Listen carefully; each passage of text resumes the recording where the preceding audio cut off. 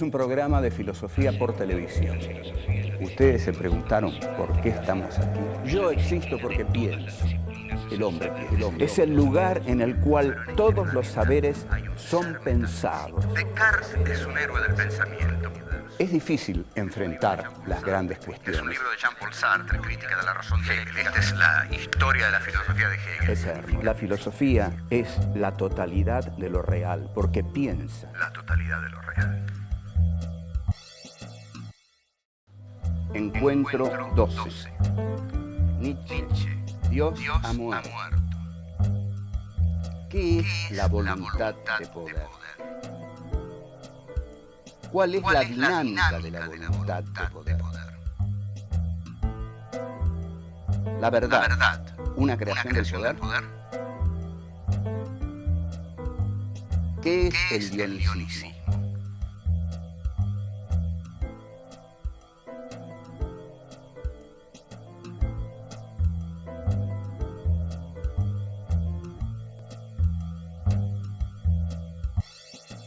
Continuamos con Nietzsche. Habíamos dicho que el principio fundamental de la filosofía de Nietzsche es el concepto de vida. Ahora, este concepto de vida está interiormente muy elaborado en Nietzsche. Ante todo, parte de la negación del mundo suprasensible platónico y parte de llevar los valores a este suelo nutricio vital. Pero, ¿qué es la vida en Nietzsche? La vida en Nietzsche, esto es así, fundamental, decisivo, tiene dos valores. Los valores de conservación y de aumento. Hay vida porque la vida tiende a conservarse. Conservándose va a poder aumentar. Pero la vida también sabe que si solamente se conserva, va a morir. Conservarse es morir. Solo aquello que nos hace aumentar, que nos hace tener más vida, nos permite conservar lo que tenemos. Pero aquí entramos en un aspecto esencial.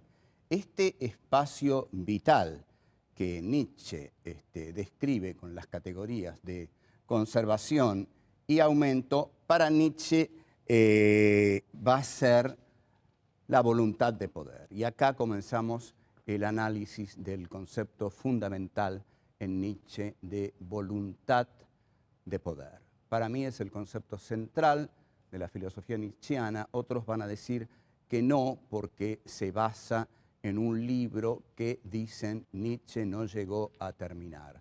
Sin embargo, y van a decir también que en esto yo estoy de acuerdo con Heidegger. Y en este punto sí estoy de acuerdo con Heidegger, porque Heidegger interpretó muy bien a Nietzsche, porque Heidegger interpreta a Nietzsche desde una visión muy cercana a la del nacionalsocialismo, y yo estoy bastante de acuerdo en considerar que Nietzsche es un proto-nacionalsocialista y que Heidegger fue, en efecto, un pensador nacionalsocialista. La enorme complejidad de esta cuestión es que los dos fueron desaforadamente geniales.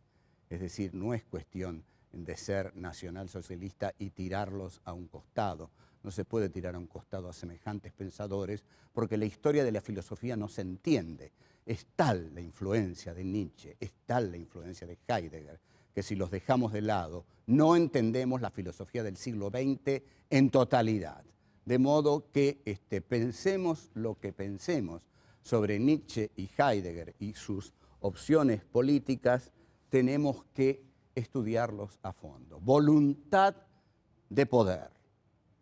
Los dos ejes dinámicos de la voluntad de poder son los de conservación y aumento. La voluntad de poder es el devenir de la vida. Hay un devenir de la vida, porque la vida es voluntad de poder. Fíjense la belleza estética de esta idea. La vida deviene porque es voluntad de poder.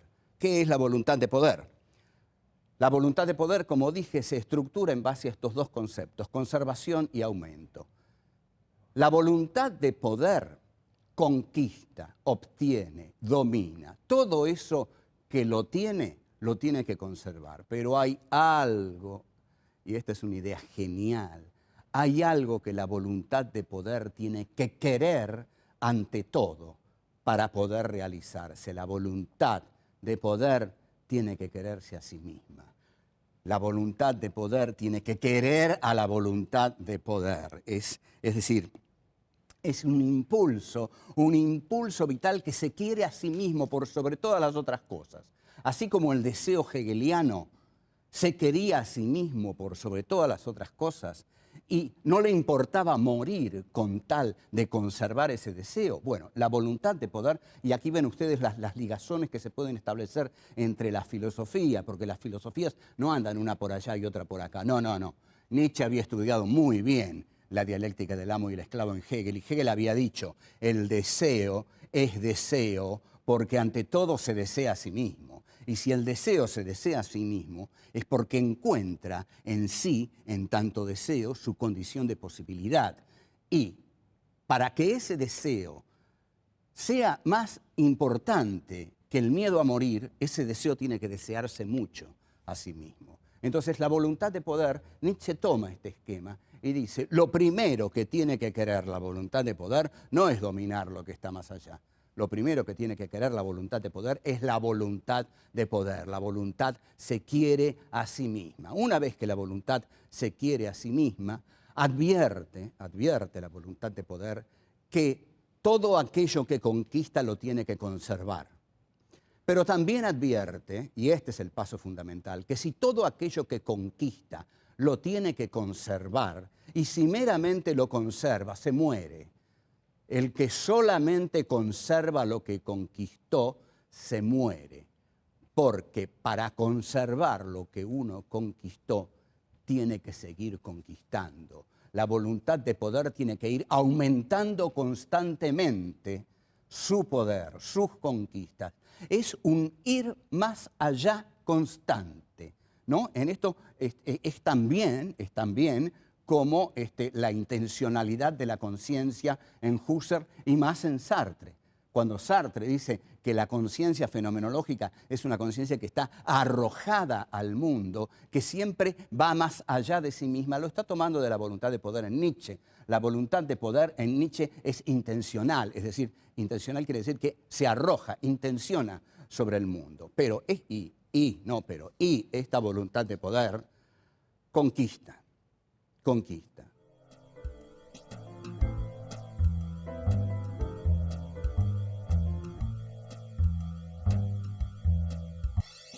La vida es voluntad de poder, el mundo es voluntad de poder.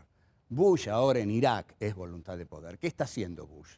Bush está en un tembladeral tremendo. La voluntad de poder del imperio norteamericano está ahora en Irak y está advirtiendo que si solamente conserva lo que tiene, se hunde, se muere, desaparece. Y si se retira, es la ignominia. Entonces, para conservar lo que tiene, la voluntad de poder del imperio bélico comunicacional, que es el imperio norteamericano, tiene que seguir creciendo.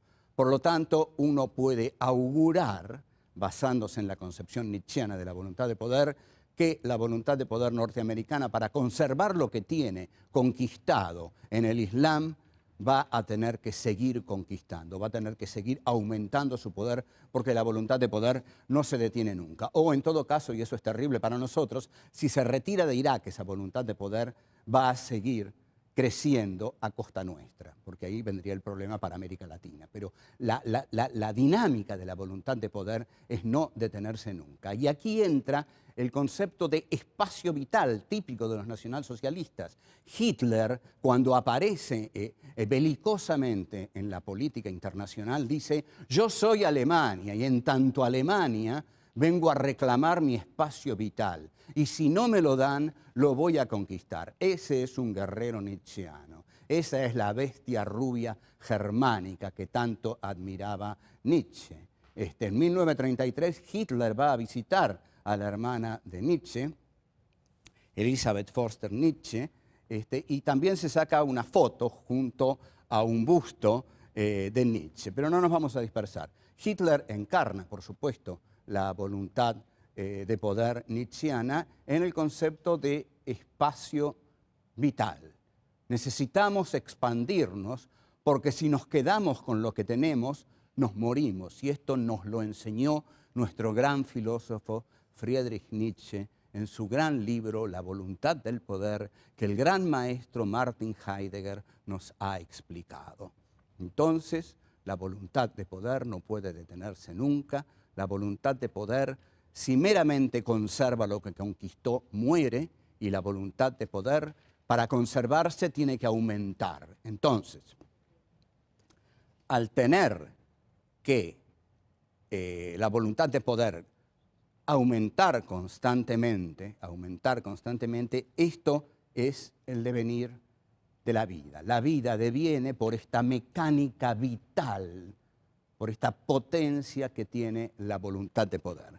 Todo esto Nietzsche lo toma en La Gaia Ciencia, en una frase que se ha hecho célebre, que es Dios ha muerto.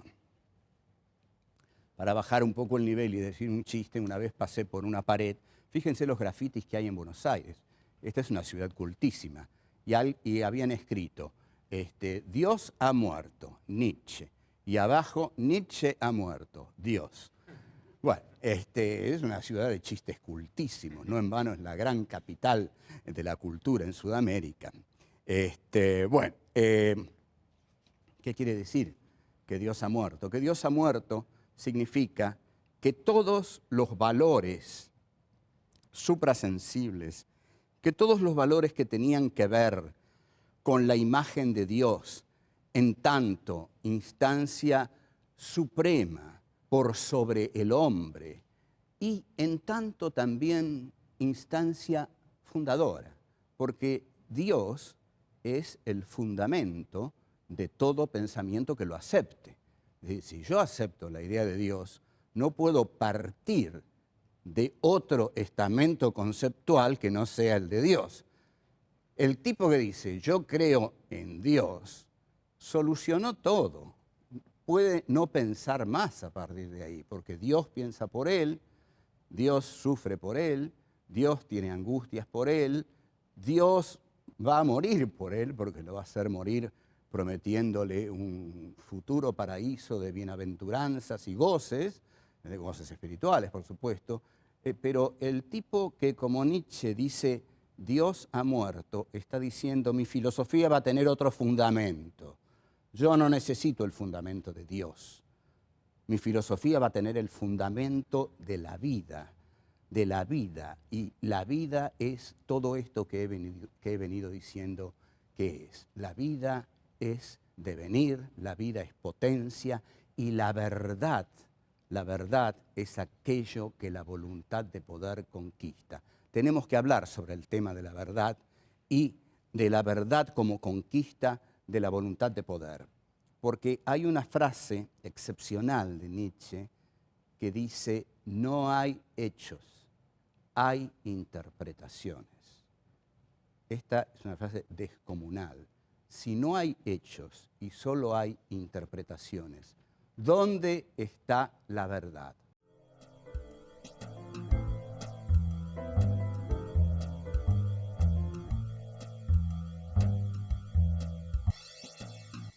La verdad, va a decir Nietzsche, y en esto Michel Foucault lo va a seguir muy bien, porque Foucault es un gran discípulo de Nietzsche, la verdad es una conquista de la voluntad de poder. Hay cientos de verdades, cientos de verdades. Usted agarre los 5 o 6 diarios que salen a la mañana o menos en Buenos Aires, escuche las radios, si tiene ganas de amargarse el día, pero bueno, haga esa experiencia y va a ver que hay unas 20 interpretaciones de cada hecho. Una interpretación no es la verdad. Hay un hecho, pero después hay 20 interpretaciones. ¿Cuál es la verdad?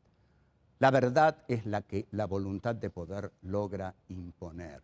O sea que hay una relación entre verdad y poder. La verdad es una creación del poder. La verdad es, por ejemplo, dictar la agenda. Si yo tengo un diario a la mañana, 2 radios a la mañana, 2 radios a la tarde y 2 canales de televisión a la noche, a la mañana lanzo cualquier noticia en la primera de las radios. En la segunda de las radios llamo a uno de los implicados en la noticia y lo pongo en contacto con cualquier otra persona. Discuten, se pelean, ya tengo armada más la noticia. En el noticioso del mediodía digo, gran debate entre fulano y mengano. Debaten, entran otros, opinan otros. A la tarde saco en la primera plana, el escándalo del día es este, el que yo largué a la mañanita nomás. Y a la noche hago una enorme mesa redonda en mi canal con todos los grandes filósofos, pensadores, periodistas, economistas, y todo el mundo está discutiendo lo que a la mañana a mí se me ocurrió largar en mi pequeño periódico de la mañana. Esa es la verdad del poder. Ahí nadie está discutiendo la verdad. Está discutiendo la verdad que un determinado poder mediático impuso ese día en la sociedad. Entonces, con esto quiero decir que la verdad es hija del poder. La verdad es hija del poder. Por ejemplo, vamos a un ejemplo más contundente. Cuando Jean Baudrillard, el filósofo posmoderno, un tipo muy, muy inteligente, a comienzos de los 90, escribió un libro que se llamaba La guerra del Golfo no ha tenido lugar, lo que quería decir es que de esa guerra nadie vio nada. Nos transmitieron por televisión un montón de brillos. ¿Y dónde está la verdad? La verdad eran esos brillos. Esa era la guerra del Golfo. De la guerra del Golfo supimos muy, muy poco. E incluso de lo que está pasando en Irak, de lo que está pasando en Guantánamo, sabemos lo que nos hacen saber. ¿Y por qué sabemos lo que nos hacen saber? Porque ellos tienen el poder de hacernos saber lo que quieren que nosotros sepamos. Entonces, la verdad es la colisión de las verdades, porque a esa verdad que yo sé que se me está imponiendo por los medios de comunicación, le voy a oponer otra, desde otro lado, que seguramente es mucho más débil, pero es otra verdad, y otra verdad, y otra verdad, y otra verdad. Las verdades incluso colisionan entre ellas, se odian entre ellas, guerrean entre ellas, pero la que triunfa, la que establece una hegemonía siempre, es la que está respaldada por la mayor fuente de poder que la emite. Entonces, este es el concepto que Nietzsche maneja de verdad. Es decir, la verdad es una conquista de esta voluntad de poder. El pensamiento de Nietzsche, como vemos, es un pensamiento belicoso que concibe a la verdad como lucha, que concibe a la verdad como justamente como una expresión poderosa de esa voluntad que necesita aumentar constantemente para conservarse. Y para aumentar tiene que conquistar. Y para conquistar tiene que establecer sus verdades como la verdad. Cuando yo establezco mi verdad como la verdad, mi voluntad de poder ha triunfado. Nietzsche va a llamar nihilismo, por fin, a ese poder que tuvo el pensamiento platónico de las ideas perfectas o el pensamiento religioso también sobre la vida. Es decir, ¿qué le reprocha Nietzsche al pensamiento suprasensible? Le reprocha que ese pensamiento suprasensible de idealidades perfectas en sí mismas ha nihilizado la vida, ha nihilizado la vida. Entonces él nihiliza a Dios, es decir, nihilizar a Dios es negar a Dios, reducirlo a cenizas. Y este pensamiento reduce a Dios a cenizas porque lo que pone prepotentemente como su meta es la verdad de la vida, la verdad del devenir, la verdad de los dos conceptos de conservación y aumento, la verdad de la voluntad de poder y la verdad de la conquista de la verdad como conquista de la voluntad de poder. Cuanto más poderosos seamos, más dueños de la verdad vamos a ser, porque más poder vamos a tener para imponerla.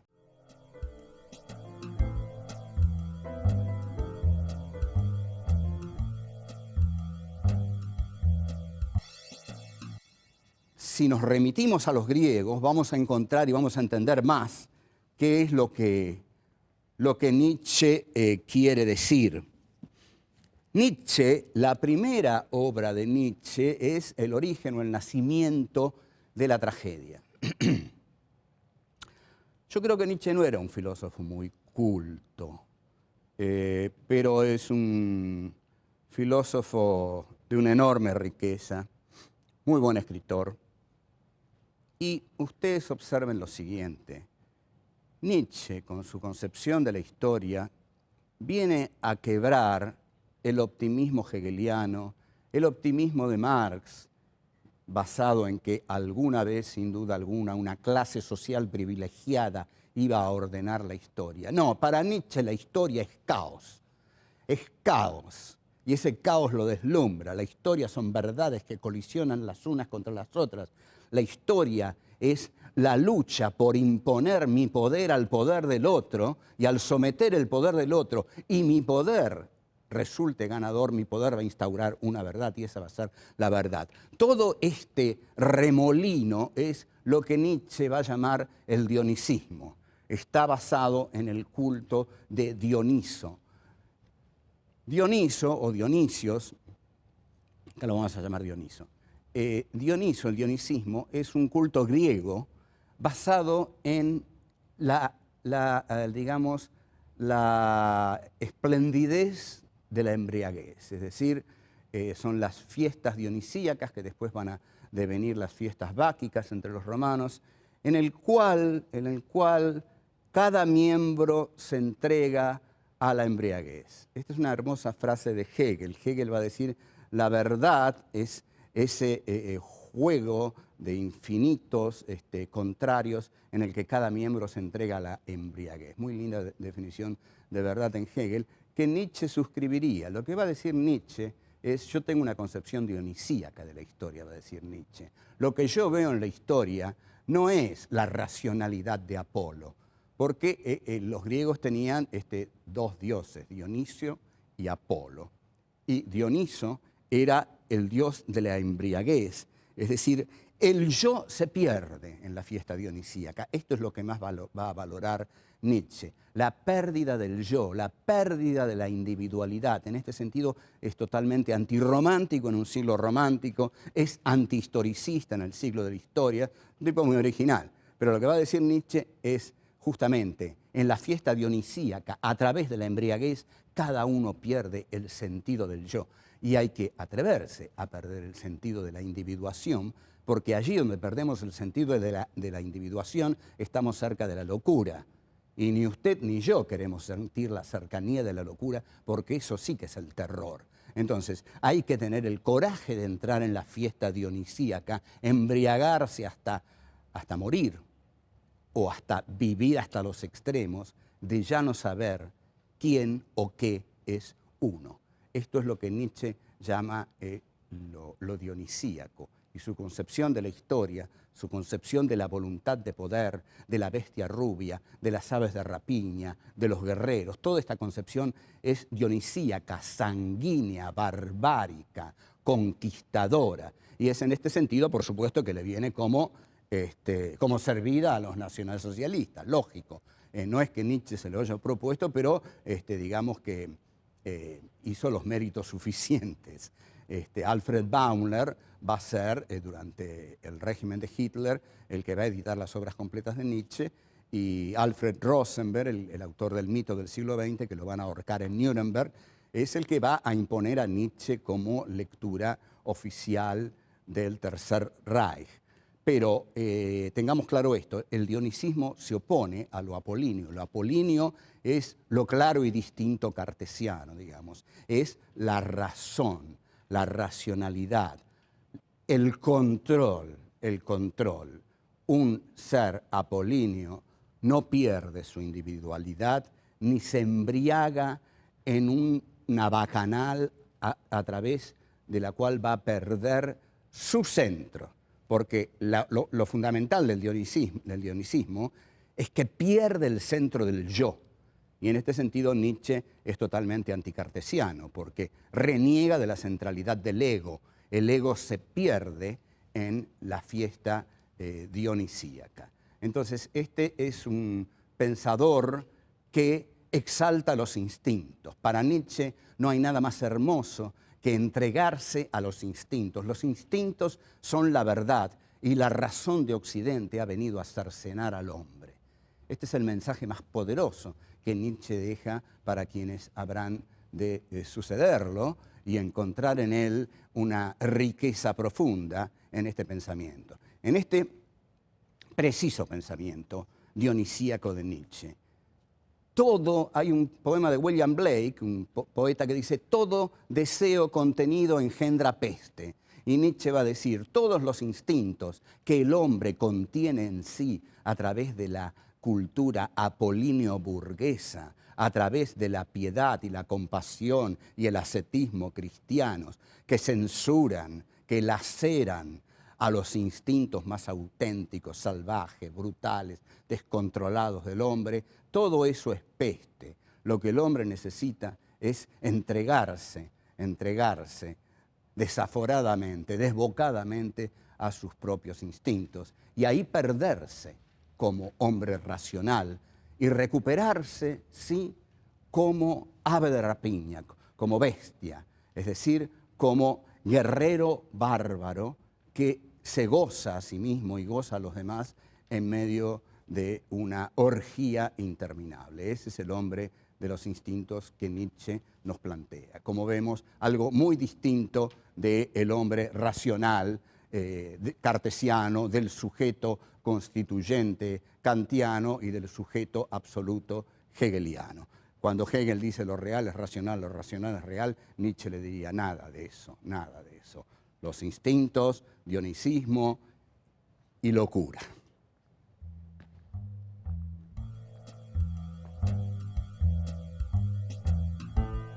La voluntad de poder es el devenir de la vida. Hay un devenir de la vida, porque la vida es voluntad de poder.